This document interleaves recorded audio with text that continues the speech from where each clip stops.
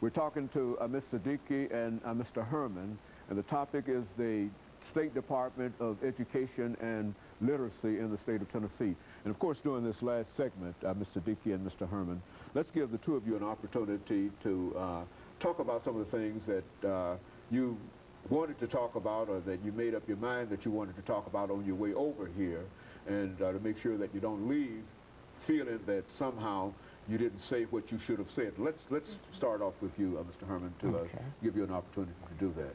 One thing I think that's new at the department that's going to make a big difference is our Electronic Learning Center, and there will be many different things on there. There will be PowerPoints with instructors talking on it. There will be videotapes. There will be any kind of assessment things. Anybody can access it, teachers and parents and State Department personnel. And I think that, for example, if a teacher is having trouble maybe teaching phonics, for example, there will be something on there that they can go to and look at. It's going to be huge. It's just starting out small now, but we're planning on putting a lot of different things on the Electronic Learning Center, and I think it's really going to be excellent. And so that's what they're going to call it, the Electronic Learning ELC, yes, and it will be something that will be highly used, I believe, and as we grow and people learn about it, I think it's going to become a real educational resource in Tennessee. I think it's going to be excellent. So I think that's one thing that's a major change in what we're doing at the State Department. And as Tabitha said, you know, it's because of the financial crunch, we can't travel as much as we once were to go into the schools. We do some, but we are certainly limited. But this kind of thing will certainly help in that area. Also, with the coming of online courses, and you know, that's a wonderful way to learn, a wonderful way to do things, and so online courses is another way that we have to work with it, and that kind of thing electronically, you know, internet we, as we move into the 21st century, we're going to be doing more and more of that anyway, just not because of the financial crunch, but just because it's a way to do it. Right. The nation is going. The nation is going that way, right? And we will too. And it's a good way to get good professional development into communities that are remote, that you know it's hard to travel to them. And I think that is a major change in what we're doing at the State Department right there. The ability to now reach them in a way that you've never been able to reach people before. And it's very exciting. Even those who might not be literate, they can still hear and watch and do that and thereby even become literate. And teachers can stay up on the latest professional development in their areas. You know, it's something that we did not have access to before. So it is very exciting. So in a real sense, Mr. Dickey, you think all of these things bode well for the ability to be able to raise Tennessee from the bottom 1/4 perhaps to at least the top 1/4 of the nations in the states in this nation with a good literacy program. Is that what we're trying to do? Absolutely. Trying to move us up with? The division I work in is the Office of Early Learning, and it houses Even Start, which is my program. We have Head Start with Janet Coscarelli. We have School-Based Support Services with Jan Bushing, and we have Connie Cascia, who is the pre-K director. All of these components are crucial, and they are all doing well. Some of us are doing better than others simply because of the funding crunch. As a matter of fact, Even Start itself has lost money in the last 3 years, but that does not keep us from trying, and that does not keep families from succeeding in any way. Well, what about volunteers? I don't think we hear enough about people who are willing to volunteer in order to assist you in doing what you're trying to do. I'm sure that there ought to be a large number of people, even watching this television show this morning, who would like to volunteer and help you do what you're doing. Do you find that you could use additional people in the Even Start program? Always, always. And we have people who come in to do that. Okay, we find retired teachers.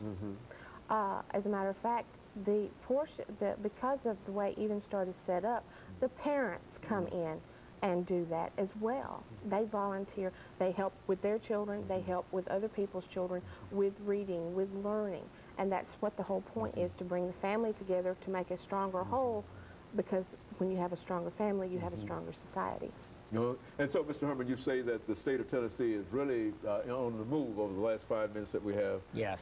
In terms of trying to improve literacy throughout the state. Yes, absolutely. I think that you'll see big changes very quickly here about what's happening. In fact, we just changed all our reading, well, all of our standards are changing, and they're part of the Achieve model that Tennessee has adopted, and they've really been upgraded. There's huge changes, and I think that's going to make a difference, and we're doing a lot of training with teachers and districts so that they understand what we've done and so that they can implement it.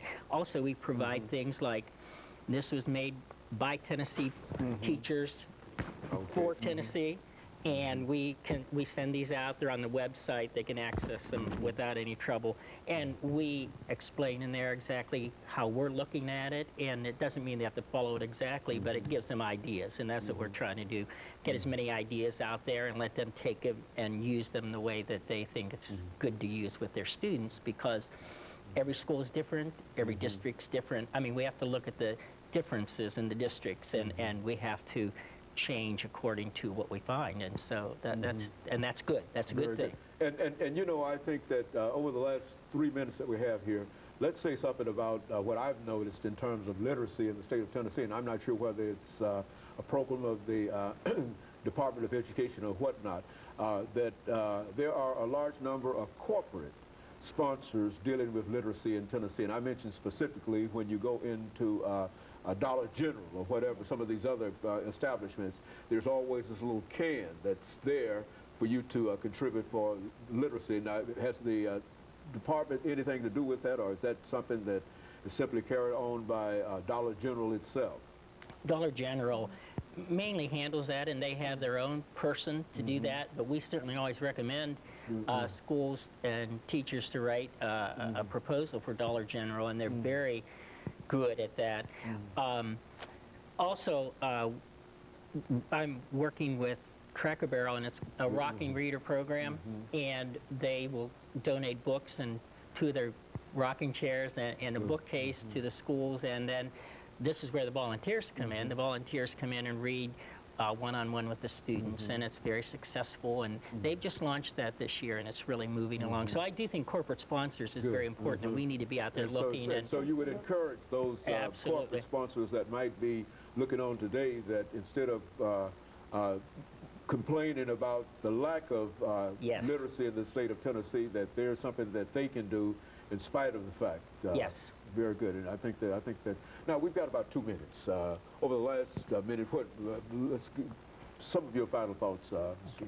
Well, and I think when we look at where literacy is in Tennessee, I think we have a long way to go, but I think we're moving quickly. I think we have moved a long way, and I also think there's no reason why we can't be #1 in the United States. I feel that we certainly have the understanding, the personnel. We certainly have a group of students who are willing to learn, and so we just need to get it all moving in the right direction, and I really think we are right now. I'm very excited about what's happening at the State Department, and I think that literacy is the #1 issue right now, and I think that the State Department is really addressing that across the board in all areas, so we are excited about it. Very good. Ms. Siddiqui, final statement. Literacy is the foundation for everything. You can't do math, you can't do science, you can't do social studies. All of it comes back to reading and engendering a desire and a passion for reading in our children that will carry them into their future and ours. So anything anyone can do to help a literacy organization in their community, please go volunteer. If you can't volunteer time, if you can't volunteer money, volunteer time. And so we're calling upon corporate sponsors and volunteers to assist in this whole issue of literacy in the state of Tennessee. And of course, let me thank the 2 of you over the last half minute that we have, Mr. Herman and Ms. Siddiqui, for bringing us that excellent information relative to what the Department of Education is doing in the state of Tennessee to increase the number of literate individuals, which is to say that will also improve other aspects of life in the state of Tennessee, as your Even Start program probably demonstrates, dealing with families and et cetera. And of course, let me encourage our audience to tune in again next week for another informative edition of Comments. Thank you and good morning.